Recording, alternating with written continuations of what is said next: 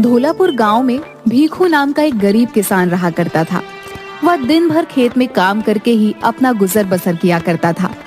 लेकिन भीखू अक्सर बहुत ही दुखी रहा करता था। उसकी पत्नी गुलगुली मोटी और कामचोर औरत थी।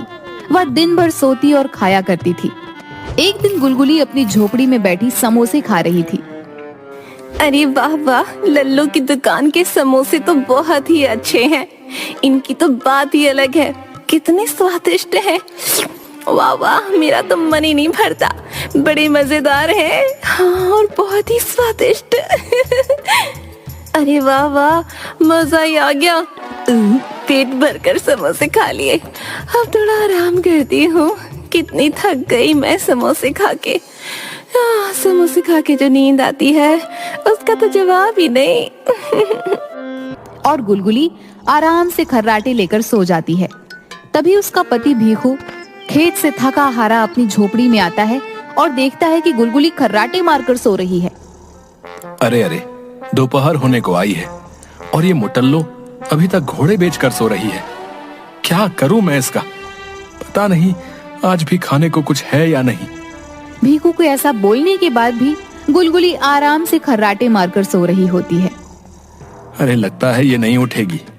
भूख भी बहुत जोरों से लगी है। अब तो मुझे ही अपने लिए कुछ भोजन बनाना पड़ेगा, वरना भूख से मेरे प्राण ही निकल जाएंगे। हाँ।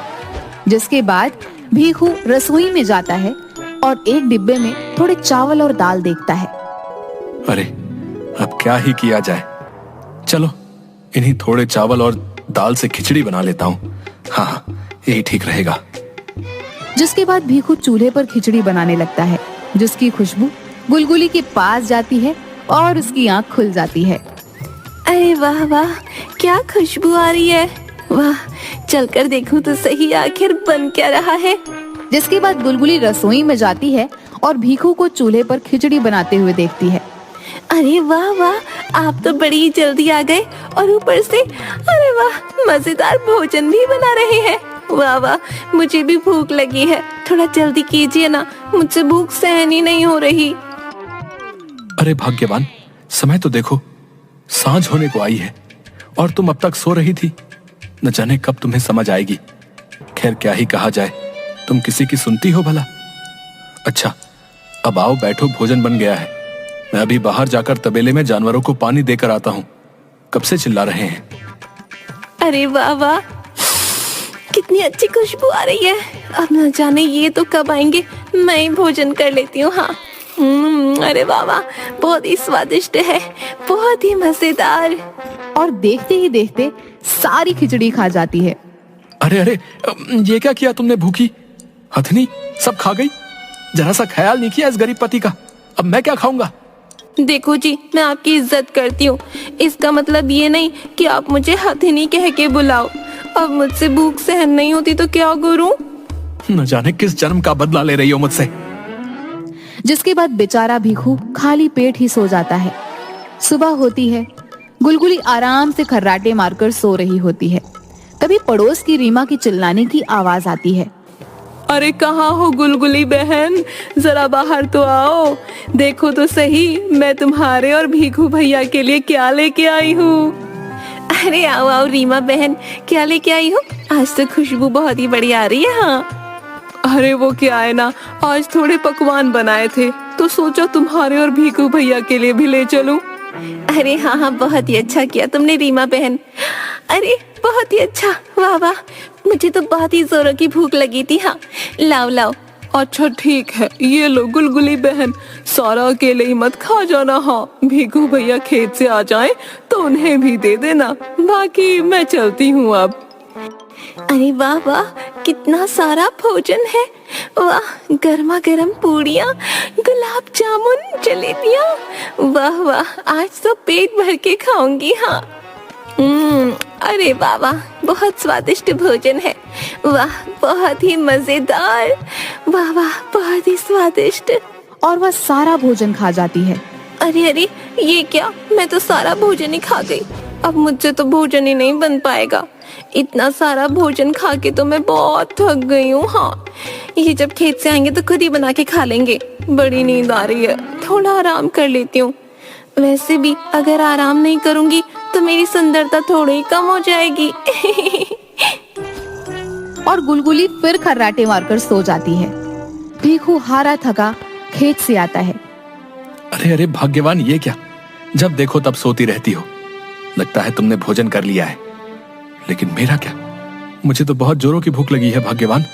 कुछ भोजन मेरे लिए भी तो बचा देती, बहुत भूख लगी है। आप आ गए? आओ आओ, कुछ खाने को बना लो। मेरा तो अब सिस्टम ओके है, एकदम फर्स्ट क्लास। रीमा बहन ने आज दिन बना दिया। क्या पकवान लाई थी, वाह! बहुत थकावट हो गई। हाँ, मैं आराम करती हूँ, आप बनाओ खाना। हे भगवान, पता नहीं हमारे पड़ोसी भी क्यों इस ड्रम को भरते रहते हैं। किसी दिन उनके ऊपर ही मुसीबत बन पड़े तब मजा आएगा। भीखू रसोई में जाता है, लेकिन उसे अनाज का एक भी दाना दिखाई नहीं देता। अरे ये क्या? रसोई में तो एक भी अनाज का दाना नहीं है। अब कैसे और क्या पका कर खाऊंगा? हे भगवान, न जाने कैसी पत्नी पाई है मैंने। खुद आराम से भोजन करके सो रही है, लेकिन अब क्या करूं, कहां जाऊं? और बेचारा भीखू दुखी मन से गांव के बाजार की तरफ चला जाता है। तभी उसे एक आदमी की जोर जोर से चिल्लाने की आवाज आती है, जो रंग बिरंगी गोलियां बेच रहा होता है। आओ आओ गांव वालों, मेरे पास आओ। मेरी ये असरदार गोलियां ले जाओ। किसी भी समस्या का इलाज मेरी इन गोलियों में है। हाँ, इसीलिए आइए आइए, मेरी ये गोलियां ले जाइए। अरे क्या सच में भाई, किसी भी समस्या में तुम्हारी ये गोलियां असरदार हैं? बताओ बताओ। अरे हाँ हाँ भाई, क्यों नहीं, तुम लेकर तो जाओ। ये गोलियां तुम जिस भी इंसान को दोगे, इसका असर जरूर होगा। मेरे गुरुजी रंगीला की देन है ये रंगीली गोलियां। अरे अगर मैं ये गोलियां गुलगुली को दूंगा तो क्या पता उसे थोड़ी अकल आ जाए और भोजन भी थोड़ा कम खाने लगे। हाँ, यही सही होगा, ये गोलियां ले ही लेता हूँ। हाँ देखो भाई, मुझे भी ये अपनी असरदार गोलियां दे दो। हाँ अरे हाँ हाँ, क्यों नहीं, अभी दिए देता हूँ। लेकिन ध्यान रहे, ये गोलियां अत्यधिक मात्रा में नहीं खानी होंगी। सिर्फ 1-2 गोली ही अपना काम कर देगी। इसकी ज्यादा मात्रा इंसान के शरीर में नुकसानदेह होगी और इसका उल्टा असर होगा भाई। बोलो बाबा रंगीला की जय। जय हो रंगीला की जय हो। अच्छा ठीक है, मैं समझ गया। जिसके बाद वह आदमी भीखू को कुछ गोलियां देता है। उस आदमी के हाथ में 1 रुपया रखता है और उन गोलियों को लेकर घर पर चला आता है। अरे आ गए आप? कहाँ चले गए थे जी? कब से आपका इंतजार कर रही थी। आज तो घर में अनाज का एक भी दाना नहीं है। जाइए और बाजार से थोड़े चावल और दाल ले आइए। हाँ, बहुत भूख लगी है।